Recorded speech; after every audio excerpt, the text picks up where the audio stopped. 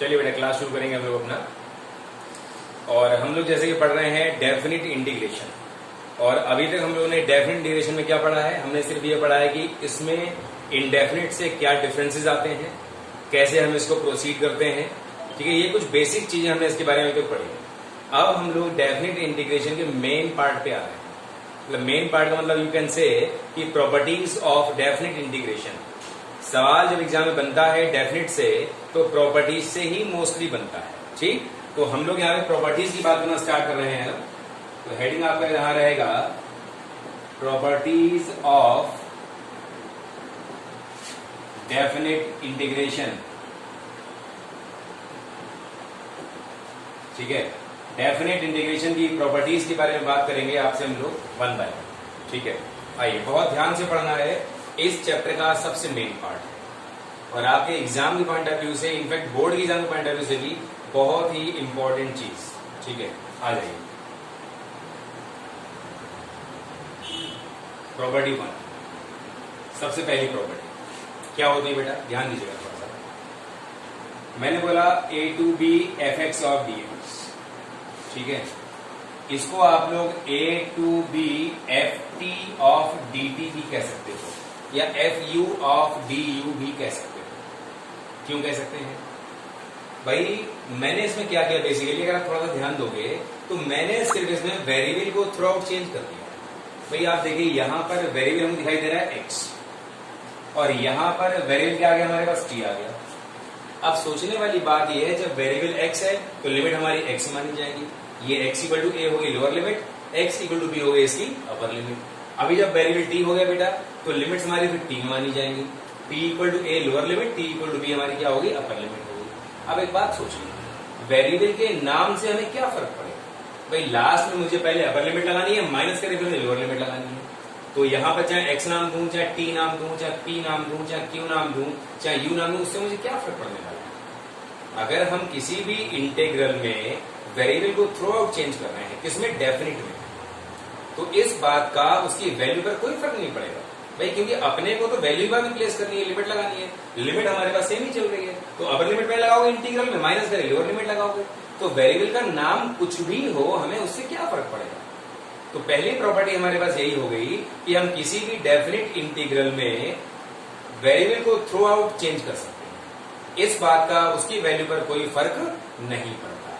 ठीक, तो आप यहां लिख लोगे that is definite integral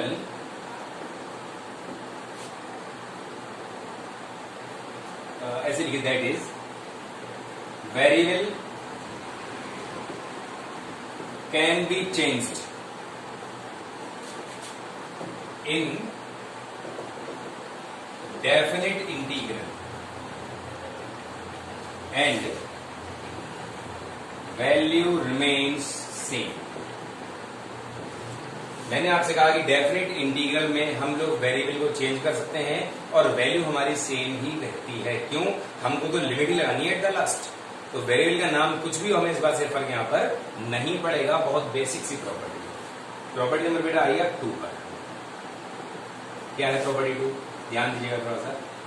A to B F X of D X equal to minus times B to A F X of कितना, D X. समझ गए बात, ठीक है।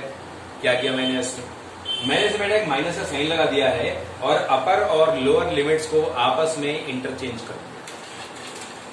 मैंने एक माइनस का साइन लगाकर अपर और लोअर लिमिट्स को आपस में इंटरचेंज कर दिया है। बस इतना सा मैंने इसके अंदर चेंज किया। तो कुल मिला के यहाँ पे जो प्रॉपर्टी निकल के आई वो ये निकल के आई कि अगर कभी हमारी नीड हो कि भाई हम लिमिट्स को आपस में इंटरचेंज करना चाहते हैं, मतलब लोअर लिमिट को अपर लिमिट में, अपर लिमिट को लोअर लिमिट में लिखना चाहते हैं, तो ऐसा आप कर सकते हो। बस क्या करना होगा, मुझे सिर्फ एक माइनस साइन बार एडिशनली देना पड़ेगा। भैया की बात समझ आई रही होगी। भाई इसको इंटीग्रेट करोगे, पहले बी लगाओगे, माइनस टाइम्स बाद में ए लगाओगे। यहां पर पहले ए लगाओगे, माइनस बाद में बी लगाओगे, बाहर माइनस लगाओगे, माइनस भेजोगे तो बाद में वहीं पहुंच गई। बात तो वही हो गई। भाई यहां पर पहले ए लगाओगे, माइनस करके बी लगाओगे, बाहर माइनस लगा दिया मैंने इसलिए एडिशनली। तो जो माइनस को पास करोगे तो बी वाला पहले आ गया, वाला बाद में आ गया। यही चीज हमारी यहाँ पर आ रही, वैल्यू हमारे पास बिल्कुल सेम टू सेम हो गई। तो कुल मिला के डेफिनेट इंटीग्रल में हम लिमिट्स को इंटरचेंज कर सकते हैं, बस उसके लिए मुझे एक एक्स्ट्रा माइनस साइन बाहर पुट करना होता है। ठीक, तो आप लिख लोगे that is limits can be interchanged by putting a minus sign outside additionally. समझ गए बात? बाहर एक माइनस साइन को एडिशनली अगर आप लगा दोगे तो लिमिट्स को इंटरचेंज हम लोग आसानी से कर सकते हैं। ठीक है, अब आइए बेटा, ये दो प्रॉपर्टीज तो बहुत बेसिक प्रॉपर्टीज थी हमारी। ठीक है, अब यहां से जो प्रॉपर्टी नंबर 3 आ रही है, मतलब अब ऐसे मानी जो प्रॉपर्टीज इसके बाद आने वाली है उन प्रॉपर्टीज की अपने स्पेसिफिक क्वेश्चन होंगे। मतलब क्वेश्चन में स्पेसिफिक होगा कि भाई प्रॉपर्टी 3rd ही लगेगी या 4th ही लगेगी या 5th लगेगी, मतलब स्पेसिफिकली प्रॉपर्टी पर बेस्ड क्वेश्चन होगा। तो अब हमारा काम यह है कि हमें सवाल को देखकर पहचानना होगा कि हमें उसमें कौन सी प्रॉपर्टी यूज करनी है और क्यों। भाई अगर प्रॉपर्टी हम 3rd यूज कर रहे हैं तो क्या देख के यूज कर रहे हैं, क्या चीज हमने ऑब्जर्व की कि हमें लगा प्रॉपर्टी 3rd में लगानी चाहिए, या हमें आपसे कह रहे हैं प्रॉपर्टी 4 लगाइए आप इसमें, क्यों, क्या रीजन है, क्या हमने देखा, क्या हमने सोचा प्रॉपर्टी 4 लगाने का उसमें। ठीक है, तो ये सारी बातें आपके सामने आएगी। 2 तक तो बहुत जनरल बात थी, ये मतलब बीच में यूज होती हैं, इनके अपने सवाल नहीं होते हैं, बट यहां से स्पेसिफिक क्वेश्चन स्टार्ट होंगे प्रॉपर्टीज पर बेस्ड। अब आइए थोड़ा सा, जैसे मैं कभी आपसे कहूं a to b fx of dx, ठीक, और इसको लिखा मैंने a to c1 fx of dx plus c1 to c2 fx of dx plus c2 to c3 fx of dx and so on up to last में बोल दिया मैंने बेटा cn से लेकर b तक fx of dx, where a less than c1 less than c2 less than c3 less than cn और less than कितना b, ये इसकी अपनी कंडीशन। कुल मिला के इसको ध्यान से देखिए और सोचिए कि मैंने क्या किया। भाई लिमिट हमारी a से b जा रही थी, मैंने क्या किया, मैंने a से b के बीच में कुछ पॉइंट्स आ रहे थे, मैंने वहां पर लिमिट को ब्रेक कर दिया। क्या किया, a से c1 चला गया, फिर मैं c1 से c2 चला गया, फिर मैं c2 से c3 चला गया, चलता रहा इस तरीके से, लास्ट में cn तक जब पहुंचा तो cn से फिर मैं b आ गया। तो यहां पे आप कह सकते हो कि मैंने लिमिट को ब्रेक किया, मैंने लिमिट को ब्रेक किया। आप समझ गए, बहुत इंपॉर्टेंट प्रॉपर्टी है। 2 मार्क क्वेश्चन तो अक्सर इस प्रॉपर्टी से बनता ही बनता है, 4 भी बनता है, ध्यान रखिएगा। बिल्कुल बहुत ही बढ़िया प्रॉपर्टी है यार, लिमिट्स को ब्रेक किया मैंने इस प्रॉपर्टी में। आप सोचिए, लिमिट हम सीधा हम ए से भी डायरेक्ट जा रहे थे, लेकिन अब हमने क्या किया, हम ए से भी डायरेक्ट नहीं गए, पहले हम ए से c1 गए, फिर c1 c2 गए, c2 c3 चलते रहे, लास्ट में cn से b चले गए। लेकिन ये कंडीशन जरूर है कि जिन पॉइंट्स पे लिमिट्स को मैंने ब्रेक किया है वो सारे पॉइंट हमारे इंटरमीडिएट पॉइंट्स ही होने चाहिए, मतलब दोनों लिमिट्स के बीच में ही आने चाहिए। वो ऐसा नहीं कि मालूम पड़ा लिमिट ब्रेक कर दी, पॉइंट हमारा लिमिट के बीच में आ ही नहीं रहा। भाई ये तो वैसे कॉमन सेंस की बात है हमारी, लेकिन फिर भी कहना जरूरी समझ रहा हूं मैं यहाँ पे कि हम उन्हीं पॉइंट्स पर लिमिट ब्रेक करते हैं जो पॉइंट्स गिवन लिमिट्स के बीच में आ रहे होते हैं। अगर कोई पॉइंट गिवन लिमिट्स के बीच में नहीं आ रहा है तो वहां पे लिमिट ब्रेक नहीं कर सकते। तो ये तो बात हुई कि लिमिट ब्रेक हम कर सकते हैं, but question arises why, limit break हम क्यों करें, क्या नीड है लिमिट को ब्रेक करने की, क्या जरूरत है लिमिट को ब्रेक करने की, किस कंडीशन में लिमिट को हमें ब्रेक करना होगा, ये सारी बातें यहाँ पे समझनी आपको बहुत जरूरी है। अब ध्यान दीजिएगा थोड़ा सा, लिमिट क्यों ब्रेक करनी है, फिर बताऊंगा कहां पर ब्रेक करनी है। 2 ही क्वेश्चन है बस में, इस सवाल को देख के हमने ये आइडिया लगाया कि लिमिट यहां ब्रेक होगी, तो दूसरा बात का आंसर हमें चाहिए होगा कि लिमिट कहां पर ब्रेक होगी, किस पॉइंट ब्रेक होगी। तो पहले मैं आंसर आपको दूंगा लिमिट किस कंडीशन में आप ब्रेक करोगे, क्या चीज ऑब्जर्व करो, ध्यान दीजिए। भाई हमें लगा कि मुझे ये फंक्शन दिया गया है और मुझे लगा ये फंक्शन जो है ए से लेकर बी तक सेम बिहेवियर शो नहीं कर रहा, मुझे लग रहा है भाई ए से लेके C1 तक इसका बिहेवियर अलग है, C1 से C2 इसका बिहेवियर अलग है, C2 से C3 इसका बिहेवियर अलग है, और लास्ट में CN से लेके B तक इसका बिहेवियर अलग है। मतलब कुल मिला के आपको सिर्फ अगर ऐसा कभी फील हो कि हमें जिस फंक्शन को इंटीग्रेट करना है उस फंक्शन का behaviour through out the limit अगर सेम नहीं होगा, अगर उसका बिहेवियर चेंज हो रहा होगा, तो लिमिट को मुझे ब्रेक करना ही होगा। कहां ब्रेक करना होगा बेटा? मुझे उसके point of change of behaviour पर लिमिट ब्रेक करना होगा। कहां पर?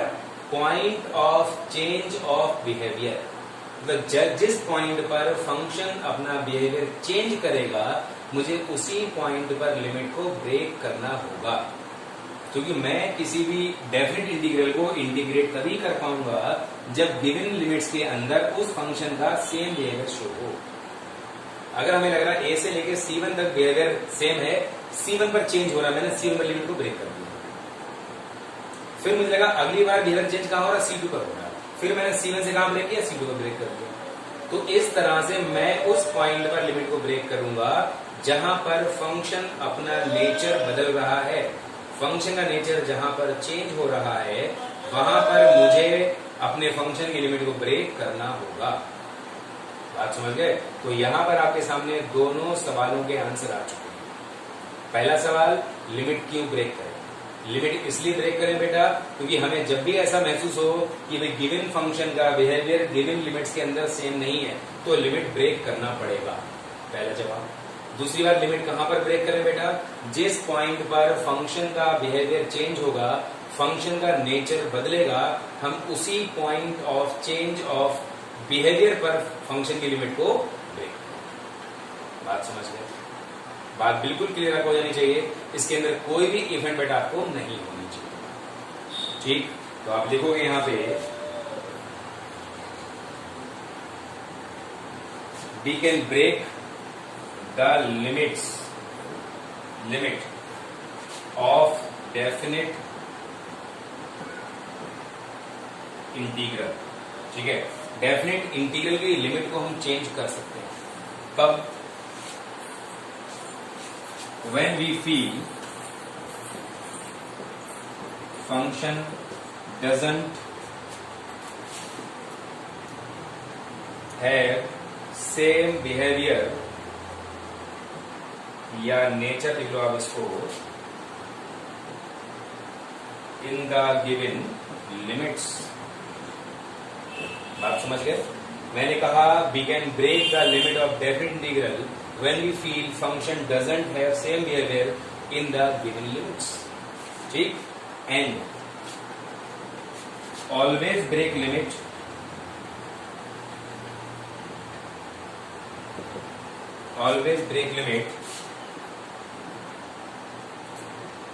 at that point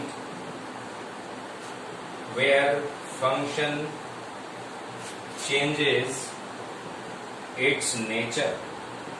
जिस पॉइंट पर फंक्शन अपना नेचर बदलता है, मैं उसी पॉइंट पर फंक्शन की लिमिट को ब्रेक कर लेता हूं। So property is most important, और मैंने अच्छी तरह आपको एक्सप्लेन करने की कोशिश की। जैसे मैं एग्जांपल दूं आपके सामने, मैं कहूं बेटा कि भाई मुझे 1 से लेकर 4 तक इस फंक्शन को इंटीग्रेट करना है। ठीक, where function is equal to, ध्यान दो थोड़ा सा, मैंने फंक्शन की पहली वैल्यू बोल दी, ये 1 से जा रही है मान लीजिए 2 तक। दूसरी वैल्यू मैंने बोल दी, मान लीजिए 2 से जा रही है वैल्यू हमारे पास कहां तक? 4। तीसरी वैल्यू मैंने बोल दी यहाँ पे, मान लीजिए ये वैल्यू जा रही है 4 से लेकर कितना? 5। तो यहाँ पे बिल्कुल क्लियरली हमको दिखाई दे रहा है कि फंक्शन का बिहेवियर या फंक्शन की वैल्यू या फंक्शन का नेचर 1 से लेकर 4 तक सेम नहीं। इस फंक्शन की 3 वैल्यूज, 1 से लेकर 2 तक 1 है, 2 से 4 तक 1 है, और 4 से 5 तक 1।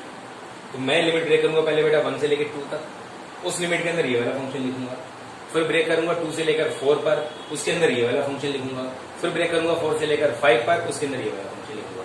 उसके बाद जो अंदर आ रहा होगा उसको मैं इंटीग्रेट करके अपना आंसर निकालूंगा। तो आपको आइडिया लग गया होगा कि फंक्शन का बिहेवियर चेंज होने का मतलब हुआ क्या। जो बात मैं कह रहा हूं कि फंक्शन की 3-4 वैल्यूज हैं, ठीक, इस इंटरवल के अंदर अलग अलग इंटरवल्स हैं, इस इंटरवल के अलग अलग सब इंटरवल्स हैं। टोटल इंटरवल है 1 से लेकर 4 तक। इसके सब इंटरवल्स मैंने यहां बनाए 3, और उन तीनों सब इंटरवल्स में फंक्शन की वैल्यूज डिफरेंट है। तो पक्की बात है कि मुझे इस लिमिट को 3 पार्ट्स में ब्रेक करना ही पड़ेगा, क्योंकि 3 पार्ट्स में 3 तरह के फंक्शन मैं तभी यूज करता हूं। वरना इसके अंदर कौन सा फंक्शन लिखोगे आप बताइए? मैं लिख ही नहीं पाऊंगा कोई फंक्शन। ठीक है, चलो अब क्वेश्चन अराइज ये होता है कि भाई इस प्रॉपर्टी पर बेस्ड अपने स्पेसिफिक सवाल होते हैं, स्पेसिफिक क्वेश्चंस होते हैं। ठीक, तो मेनली मैं आपको बता दूं, मॉड फंक्शन और ग्रेटेस्ट इंटीजर फंक्शन के इंटीग्रल्स हम लोग हमेशा डेफिनेट इंटीग्रेशन में प्रॉपर्टी नंबर 3 की हेल्प से ही करते हैं। बात समझ गया?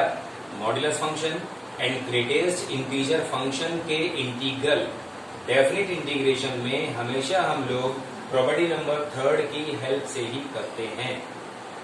बात समझ गए? तो यहां पे लिख लोगे आप remark,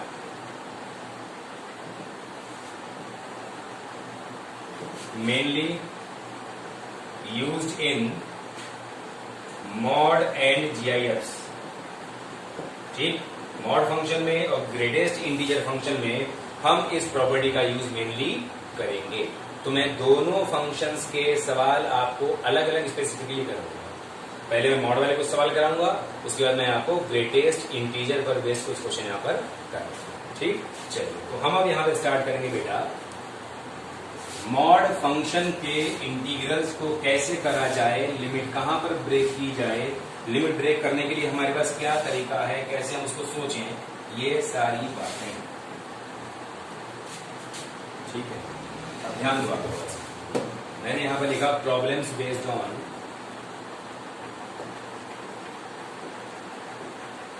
modulus function. Modulus function पर बेस्ड प्रॉब्लम्स की बात मैं आपसे यहां पर करूंगा। ठीक है, चलिए अब ध्यान दीजिएगा क्या करना होगा मुझे। सबसे पहले तो आप मॉड फंक्शन समझ लो क्या होता है। हालांकि बहुत बार बता चुका हूं, लेकिन फिर भी यहां पर यूज करूंगा, इसलिए फिर से मैं आपको बताना चाहूंगा। ये होता है मॉड ऑफ एक्स। इसकी बेटा 2 वैल्यू होती है, एक्स जब हमारा एक्स पॉजिटिव हो, और एक माइनस एक्स हमारा जब नेगेटिव हो। समझ गए बात? मॉड फंक्शन की 2 वैल्यूज, एक पॉजिटिव एक्स और एक नेगेटिव एक्स। आपने देखा मॉड के अंदर वाली वैल्यू अगर पॉजिटिव है तो मॉड को मैंने ऐसे ही हटा दिया, और मॉड के अंदर वाली वैल्यू अगर नेगेटिव है तो मॉड को हटा के मैंने क्या किया, बाहर माइनस साइन लगा दी। इसको ऐसे अगर आप याद रखोगे तो कभी कोई गलती, कभी कोई कंफ्यूजन आपको नहीं होगा। ठीक, अब ध्यान दीजिएगा, लिमिट कहां ब्रेक करे। सबसे बड़ा सवाल है कि ये तो कंफर्म है कि मॉड फंक्शन अपना बिहेवियर तो चेंज करता ही करता है। ठीक, लेकिन क्वेश्चन राइज ये होता है कि हमारे पास इसको ट्रिक मिल जाए कि हमें लिमिट ब्रेक करने का आइडिया मिल जाए आसानी से। ठीक, तो where to break limit, limit कहां ब्रेक करें, मैं आपको ट्रिक बता रहा हूं इसको। Always break the limit at those points where function under mod becomes, बहुत ही शानदार मैंने ट्रिक बताई है आपको कि मॉड के अंदर वाला फंक्शन जिस वैल्यू पर 0 हो जाएगा मैं वहीं पर लिमिट को ब्रेक कर दूंगा, क्योंकि उससे पहले और उसके बाद ही फंक्शन का बिहेवियर चेंज होगा। उसके पहले नेगेटिव होगा, उसके बाद हमेशा पॉजिटिव होगा। ठीक, बात समझ गए? तो मॉड फंक्शन के सवालों को अगर मुझे करना है डेफिनेट इंटीग्रेशन में तो प्रॉपर्टी 3 से करना होगा, मतलब लिमिट को ब्रेक करना होगा। लिमिट कहां ब्रेक करेंगे? मैंने कहा लिमिट हमेशा उस पॉइंट पर ब्रेक करिए जिस पॉइंट पर या जिस वैल्यू पर मॉड के अंदर वाला फंक्शन 0 हो जा रहा हो। इससे आसान ट्रिक, इससे आसान तरीका आपके लिए यहाँ पर बताना मेरे लिए पॉसिबल नहीं हो पाएगा। ठीक है, तो ये हमारी एक तरीके से ट्रिक है, आप ही मान के चलिएगा। ठीक है, चलिए अब कुछ सवाल मैंने यहाँ पे नोट किए हैं जिनको मैं यहाँ पर करूंगा 1 बाय 1। ध्यान दीजिएगा बेटा थोड़ा सा। पहला क्वेश्चन, पहला है मेरे पास 0 to π mod of cos x of dx। अब आपको ये तो अच्छी तरह पता ही पता है कि जिस पॉइंट पर मॉड के अंदर वाला फंक्शन 0 हो रहा है वहां लिमिट तो मुझे ब्रेक करनी है। लेकिन ये भी ध्यान रखना है कि वो पॉइंट हमारा गिवन लिमिट्स के बीच में आना चाहिए। अब सवाल आया बेटा मेरे पास 0 to pi mod of cos x of dx।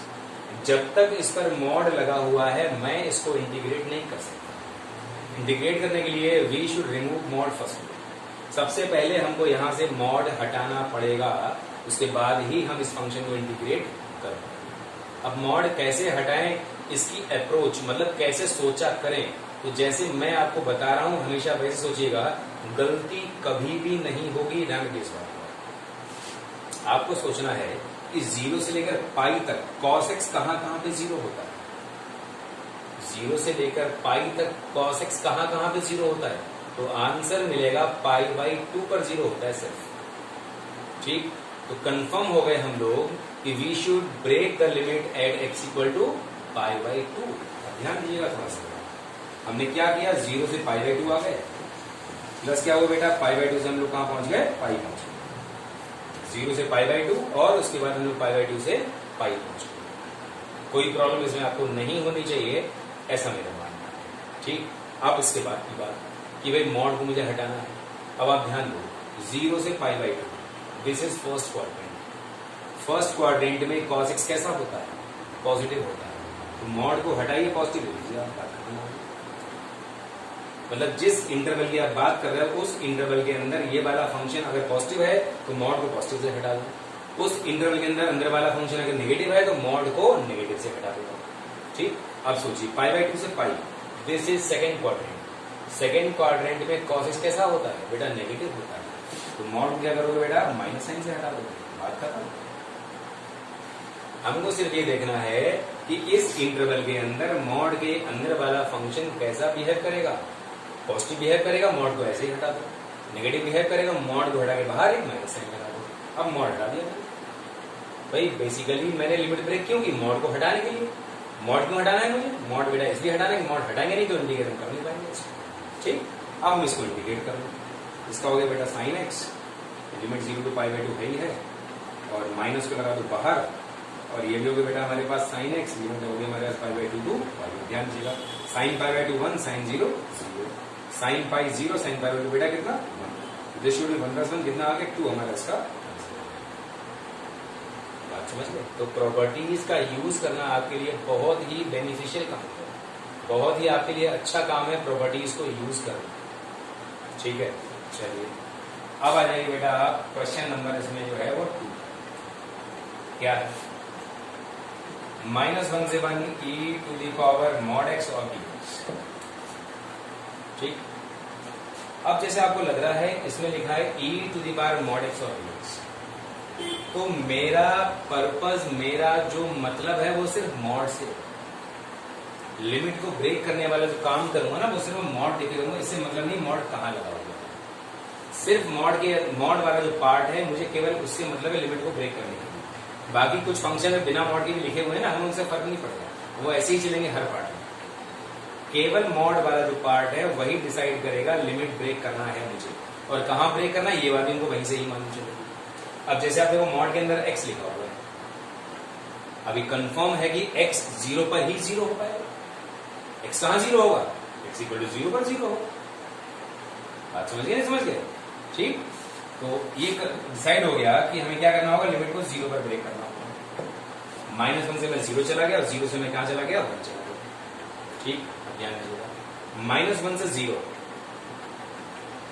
x की वैल्यू कैसी होगी, -1 0 सारी कैसी नेगेटिव वैल्यूज है ना ये भाई, -1 से लेकर 0 तक सारी नेगेटिव वैल्यूज है ना ये।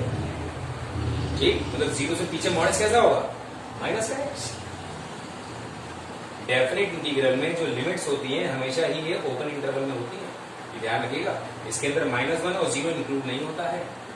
ठीक, फिर कहीं आपको सब 0 पर तो 0 ही हो जाएगा, तो 0 इंक्लूड नहीं है इसके अंदर, 0 एक्सक्लूड है इसमें, इसको ध्यान रखना है बिल्कुल आपको। ठीक है, तो ये हो गया बेटा e⁻ x और dx। क्यों, -1 से लेकर 0 तक हर वैल्यू पर x की वैल्यू नेगेटिव होगी, इसलिए मॉड बढ़ा के माइनस। अब आ जाए 0 से 1, पक्की बात सारी वैल्यू पॉजिटिव है, हो गया e⁻ x का इंटीग्रल अपॉन -1 आ जाएगा ये, e⁻x का इंटीग्रल सेम ही रहेगा बेटा। ठीक, तो माइनस को बाहर लगा दो, e⁻0 कितना हो गया, 1 हो गया, minus e to the power -1 minus minus 1 1 हो गया, plus e to the power 1 minus कितना हो गया, ये 1 हो गया। अब ध्यान दो बेटा, -1 और -1 कितना हो गया, -2 हो गया, प्लस ई और प्लस ई कितना हो गया, प्लस का 2e हो गया। तो 2 कॉमन निकाल के आप इसको e-1 भी यहाँ पर कह सकते। तो कुल मिला के बात थी कि भाई इंटीग्रेंड में मॉड आ रहा था, लिमिट ब्रेक करनी है मुझे। कहाँ ब्रेक करनी है, मॉड के अंदर वाला फंक्शन जहां पे 0 हो रहा हो, x की जिस वैल्यू पर मॉड के अंदर वाला फंक्शन 0 हो रहा हो वहां लिमिट ब्रेक कर दो। बस 2 ही सवाल है, दोनों का आंसर आपके सामने बिल्कुल बिल्कुल एकदम क्लियर फॉर्म में। ठीक है, आइए क्वेश्चन नंबर आप जाइए अब थर्ड का। क्या कह रहा है आपसे, -1 से 2 जा रहा है ये, और x³ - x लिखा हुआ है ये, मॉड ऑफ कितना आगे ds। अब ध्यान दीजिएगा, x³ - x मॉड के अंदर लिखा हुआ। अगर आप x³ - x कोशिश करें चेक करने की ये कहां पर 0 होगा, या x³ - x को 0 से इक्वेट करके x की वैल्यू निकालने, बात तो की होगी भाई। मैं आपसे कहूं कि x³ - x कहां पर 0 हो रहा है, मुझे वो वैल्यू चाहिए, या फिर मैं आपसे कहूं कि x³ - x को मैं 0 से इक्वेट कर लूं और वहां से x की वैल्यू निकाल लूं, अभी बात हो जाएगी। तो कुल मिला के बात सिर्फ ये निकल के आई कि ये चीज मुझे 0 से इक्वेट करके x की वैल्यू निकालनी होगी। क्यों? अब इसका बेस्ट मेथड ये है कि हमें लग रहा है दिस कैन बी फैक्टराइज्ड। तो अगर ये फैक्टराइज्ड किया जा सकता है तो कर लेना चाहिए, हमको इजी हो जाएगा चेक करना कि कहां पर ये 0 बनेगा।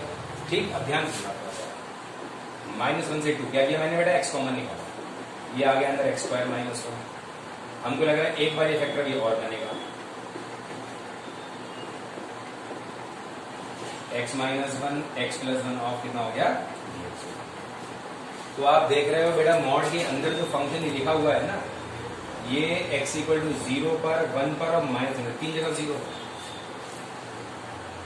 अंदर वाला फंक्शन 0 पर भी 0 हो रहा है, 1 पर भी 0 हो रहा है और -1 पर भी 0 हो रहा है। ठीक, चलिए तो पहला काम क्या आएगा, सबसे स्मॉलेस्ट वैल्यू क्या हमारा -2। तो बेटा लिमिट की स्टार्टिंग ही -1 से हो रही है, तो -1 पर ब्रेक करने का कोई मतलब हमारे लिए नहीं बनता। ठीक, चलिए अगला नंबर क्या आ रहा है, 0। पक्की बात है लिमिट पहले हमारे 0 पर ब्रेक हो जाएगी। ठीक है, आगे बढ़ जाएंगे, प्लस अब बढ़ जाइए आप, 0 से अगला क्या आ रहा है, 1 भी अंदर ही आ रहा है, 1 ब्रेक हो जाएगी। फिर कितना आ रहा है बेटा, 1 से 2। तो मुझे ऐसा लगा कि मॉड के अंदर वाला फंक्शन 3 पॉइंट से 0 हो रहा था, या मॉड के अंदर वाले फंक्शन को 0 से इक्वेट करके मुझे x की 3 वैल्यूज मिली, बट बेटा उसमें जो एक वैल्यू वो हमारी खुद लोअर लिमिट है, तो उसका तो कोई मतलब नहीं बनता ब्रेक करने का वहां पर। ठीक है, तो 2 पॉइंट्स मिले 0 और 1 जो हमारी लिमिट्स के बीच में है, तो मैंने उन्हीं दोनों पॉइंट्स पर इंक्रीजिंग ऑर्डर में लिमिट को ब्रेक कर, पहले 0 पर उसके बाद 1 सिस्टम से। ठीक, तो लिमिट ब्रेक करने वाला काम तो हो गया। अब हमको डिसाइड करना है कि -1 से लेकर 0 तक ये फंक्शन पॉजिटिव रहेगा या नेगेटिव रहेगा। ठीक भाई, इन दोनों क्वेश्चंस में ये काम करना बहुत आसान था भाई। यहाँ ट्रिग्नोमेट्रिक फंक्शन हमने क्वाड्रेटिक चेक कर लिया, पॉजिटिव है कि नेगेटिव है। ये सिंपल मॉड के अंदर था, ये आसानी से हमें ऐसे ही मालूम चल गया, बट यहाँ पे आसानी से नहीं मालूम चलेगा। यहाँ मॉड के अंदर 3 फैक्टर्स है मेरे पास प्रोडक्ट में, और हमें चेक करना पड़ेगा कि मॉड के अंदर वाली वैल्यू इस इंटरवल में पॉजिटिव रहेगी या नेगेटिव रहेगी, इस इंटरवल में पॉजिटिव रहेगी या नेगेटिव रहेगी, और लास्ट इंटरवल में पॉजिटिव रहेगी नेगेटिव रहेगी। ये चेक करना हमारे लिए बहुत ही जरूरी है। ध्यान दीजिएगा, आपको एक बहुत ही अच्छा तरीका समझा रहा हूं कैसे चेक करो। हालांकि ये बात मैं पहले कई बार आपके सामने कर चुका हूंगा, फिर भी बता रहा हूं। अगर आपको यहां से लेके यहां तक रिवीजन चेक करना है इस इंटरवल, तो -1 से लेके 0 तक कोई भी एक पॉइंट आप लेना, उस पॉइंट को इन तीनों में लगा दो और चेक करो पॉजिटिव वैल्यू आ रही है, नेगेटिव वैल्यू आ रही है। पॉजिटिव वैल्यू आ रही है, मॉड को ऐसे ही हटा देना, नेगेटिव आ रही है, मॉड को हटा के माइनस लगा देना। चलिए -1 से लेकर 0 तक मान लीजिए माइनस का हाफ आ रहा है, क्या आ रहा है, माइनस का हाफ आ रहा है। चलिए -1 -1 माइनस का 3/2, 2 नेगेटिव होगा, मिलकर पॉजिटिव हो गया। ठीक, -1 + 1 ये पॉजिटिव हो गया, तो 2 नेगेटिव और 1 पॉजिटिव, तो अल्टीमेटली तीनों मिले क्या होगा, पॉजिटिव। तो मतलब क्या हुआ, इस इंटरवल के अंदर ये फंक्शन क्या रहेगा, पॉजिटिव रहेगा। अब आप चाहे ये लिखो चाहे ये लिखो, बात एक तो बेहतर है मैं इसको लिखूंगा, क्योंकि इंटीग्रेट करने में ये आसान रहेगा हमारे लिए। बाद में मुझे मल्टीप्लाई करना पड़ेगा इंटीग्रेट करने के लिए, तो बेहतर है, हमको तो पता है ना ये फैक्टर्स कहां से बनाया मैंने, तो वही लिखूंगा सीधा सीधा। ठीक, जहां पे जैसी नीड हो, कॉमन सेंस के साथ। जीरो से बना चाहिए, जीरो से बन के आपको एक वैल्यू बीच में हाफ ले लेना, half, half minus one negative, half plus one positive, तो positive negative positive, product is negative. Mod को हटाकर हम क्या करेंगे, माइनस साइन लगाएंगे।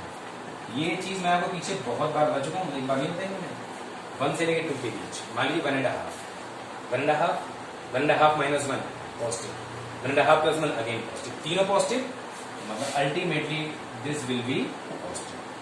ठीक है, अब x to the power 4/4 minus x²/2 limit is -1 to 0, minus लगाओ बीच में, x to the power 4/4 minus x²/2 0 to 1 plus x to the power 4/4 minus x²/2 limit is from 1 to, समझ गए बात? चलिए आगे बढ़ेंगे, इसमें लिमिट लगानी बस, मुझे लगाइए 0, 0 पर बेटे दोनों 0 हो गए, है ना, -1 लगाइए 1/4 और माइनस कितना हो गया 1/4।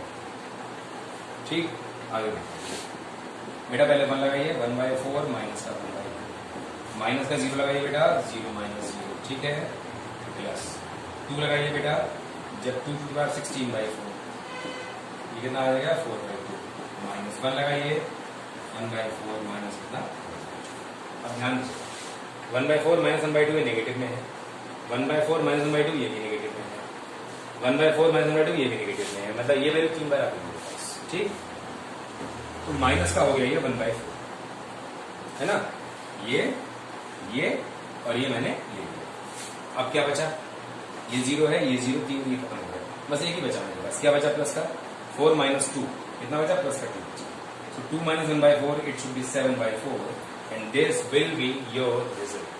ये आपका यहाँ पर आंसर हो गया जो आपको यहाँ पर चाहिए। ठीक, चलिए बढ़ेंगे आगे, क्वेश्चन नंबर है बेटा आपके पास ये 4।